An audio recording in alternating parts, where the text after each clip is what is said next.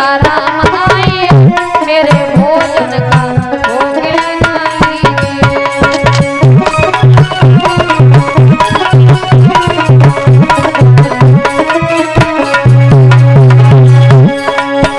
राजा राम आइए सीताराम आइए मेरे भोजन का भोग लगा लीजिए।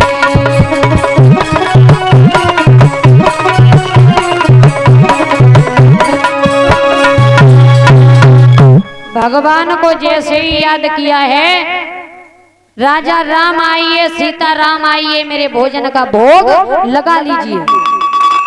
भगवान जो थे फिर तैयार बैठे। अब भगवान ने देर नहीं की, पहले तो जब भगवान राम को बुलाया तो राम जी सीता जी को लेकर आई। अब जब कहा है कि राजा राम आइए सीता राम आइए, तो भगवान श्री राम, मैया सीता और साथ में लक्ष्मण भी। जैसे ही प्रभु प्रकट भये, अब चेला ने जैसे ही देखो गुस्सा के मारे पेट में आग लग गई।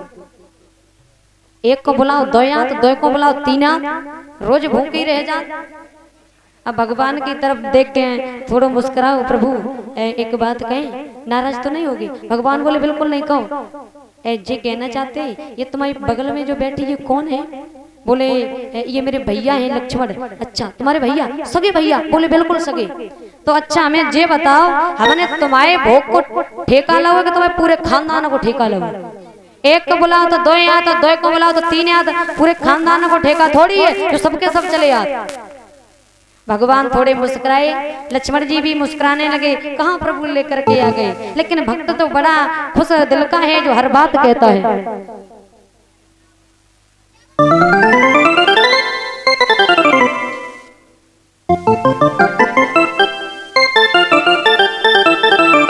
और इसी बीच में ये 301 रुपए हमें जो पक्के महाराज जी नंगला शोभा से जो ये बैठे मंच पर हमारा सम्मान कर रहे, एक बार बाबा जी के लिए जोरदार तालियों से सम्मान। मेरे भैया अब भगवान जो है भगवान बैठे, चेला ने कहा है ठीक है प्रभु आ गए हो तो भोजन करो, और जो भी अब बाद में मिलेगा वो उसी में हम अपनी गुजर करेंगे। तीनों ने भोजन किया। अब भोजन करने के बाद अब क्या हुआ है, अब जैसे ही भगवान चलने को तैयार हुए, भगवान ने कहा चेला वह हम जाएं।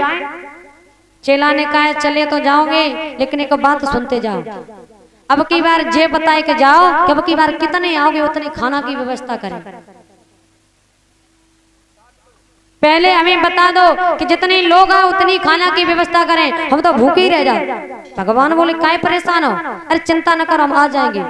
भगवान अंतर ध्यान हुए, चेला जो था फिर चला जाता है। अब फिर गया धीरे धीरे, फिर एक दिन एकादशी आई। अब गुरुजी से बोला गुरुजी ऐसे आफत में पड़े, व्रत करो नहीं जाए रहो, जब एक को भोग लगाओ तो दो आ जात और दो को बुलाओ तो तीन। अब की बार कम से कम 1 कुंटल की व्यवस्था करवाओ। अब गुरुजी सोचने लगे ऐसा तो नहीं है, शायद ये आते सामान ले जाता हो कहीं बेच देता हो। गुरुजी बोले हम दे तो देंगे लेकिन जा करके देखेंगे ये करता क्या है। गुरुजी बोले ऐसा करो आटा दाल चावल सब कुछ वो रखा है और जितनी तुम्हारी समझ में आई उतना उतना ले जाओ। चेला बोला ठीक है। चेला ने आटा दाल चावल सब्जी सब कुछ लिया, पूरा 1 कुंटल कर लिया, लेकर के वहीं नदी किनारे पहुंच गया। अब नदी किनारे पहुंचा है, अब इसने क्या सोचा है, अब खाना बनाएंगे बाद में, पहले भगवान को बुलाएंगे देखेंगे कितने आए।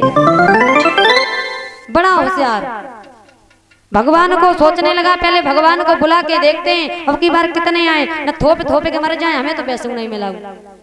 फिर भगवान को बुलाने लगा, क्या कह रहा है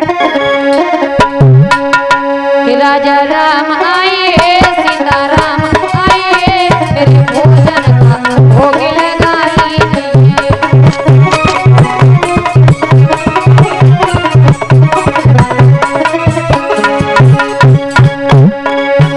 राजा राम आइए लक्ष्मण राम आइए मेरे भोजन का भोग लगा लीजिए।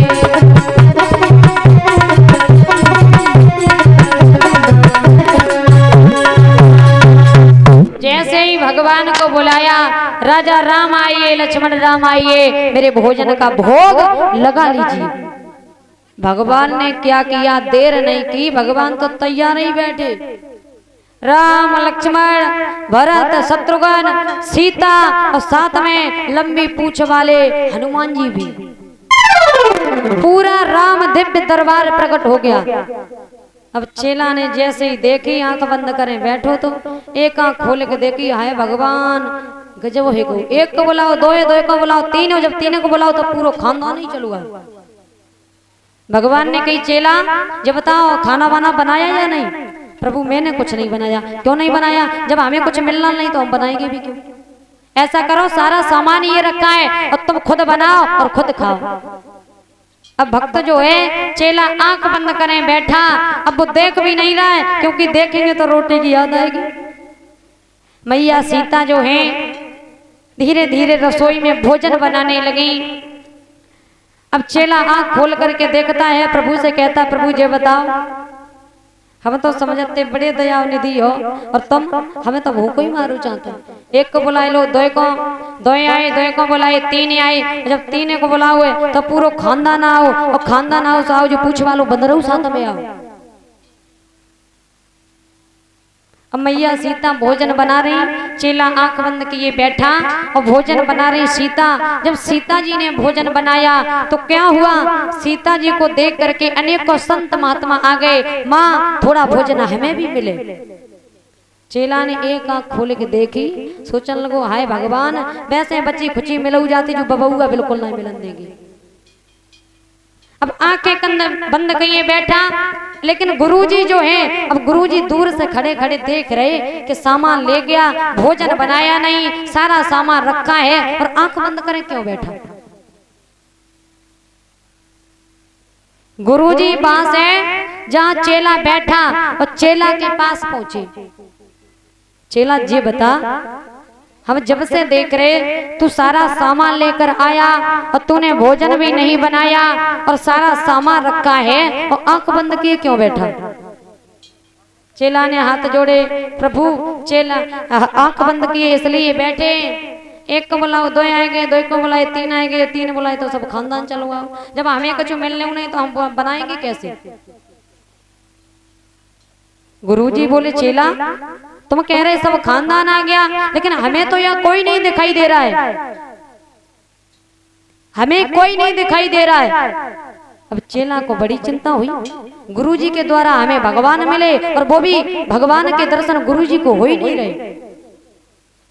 भगवान चेला के पास में आई, चेला तुम्हें हमारे दर्शन हो सकते हैं, लेकिन तुम्हारे गुरुजी को हमारे दर्शन नहीं होंगे। क्यों नहीं होंगे? इसलिए नहीं होंगे कि जितने सरल स्वभाव के तुम हो उतने सरल तुम्हारे गुरुजी नहीं हैं। और मेरे दर्शन उसी को होते हैं जो बहुत हद से ज्यादा सरल स्वभाव का होता है।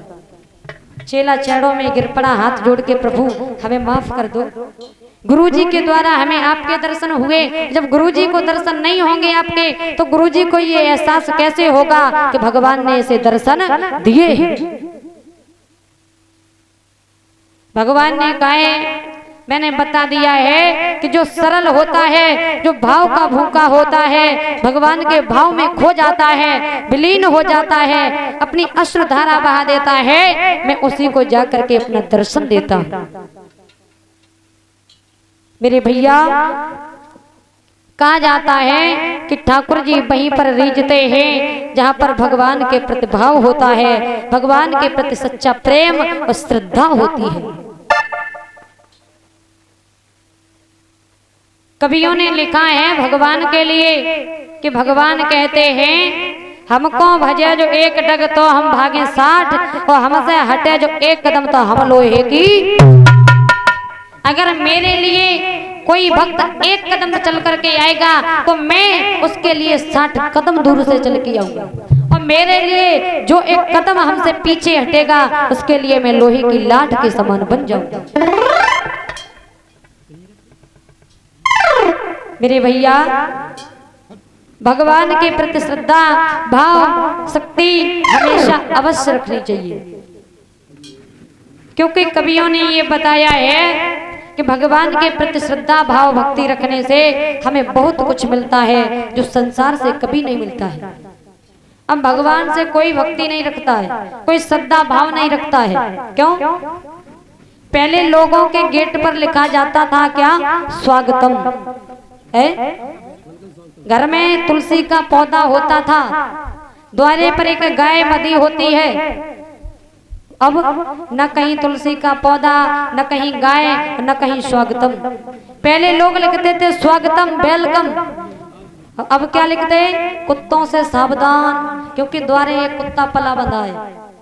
अब रिश्तेदार आएगा तो उसे देख के पड़ेगा कुत्तों से सावधान। अब समझ में ही नहीं आ रहा है इस घर में इंसान रहते या कुत्ते रहते। अब लिख तो इसलिए दिया अगर कोई आएगा तो शायद कुत्ता खा न ले। घर में तुलसी की पूजा होती है। कितने लोग यहाँ माताएं बैठी हैं जिनके घर में तुलसी का पौधा है? सब लोगों के घर में नहीं है। तुलसी का पौधा लगाना बहुत जरूरी होता है, क्योंकि जब हम कोई भोग बनाते हैं, किसी भी कार्य के लिए भोग बनाते हैं और उस भोग में तुलसी के पत्ते डाल देते हैं तो भोग वो कभी अधूरा नहीं रहता है, तुम्हारा पूरा ही होता है। बातें याद रखना कि जब भी कभी भोग बनाओ, कहीं ठाकुर जी के लिए भोजन बना के ले जाओ या घर में किसी को खिलाने के लिए भोग बनाओ, तुलसी के 2 पत्ते डाल लो, तुम्हारा भोग कभी कम पड़ने वाला नहीं है। ये मैं नहीं कह रही हूँ, ऐसा कवियों ने वर्णन करके, लिख करके, छाट करके सब कुछ बताया है।